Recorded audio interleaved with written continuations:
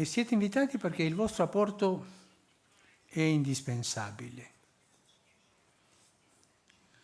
Abbiamo bisogno di voi per preparare il sinodo che a ottobre riunirà i vescovi sul tema i giovani, la fede e il discernimento vocazionale. In tanti momenti nella storia della Chiesa, così come in numerosi episodi biblici, Dio ha voluto parlare per mezzo dei più giovani. Penso ad esempio a Samuele, a Davide, a Daniele.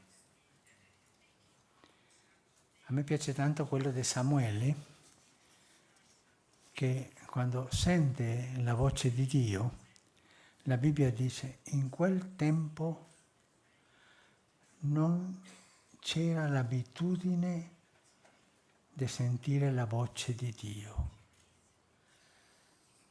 Era un popolo disorientato. È stato un giovane a aprire quella porta. In momenti difficili il Signore fa andare avanti la storia con i giovani. Fa andare, dicono la verità. Non hanno vergogna, non dico che siano vergognati, ma non hanno vergogna e dicono la verità. E Davide, giovane, incomincia con quel coraggio, no?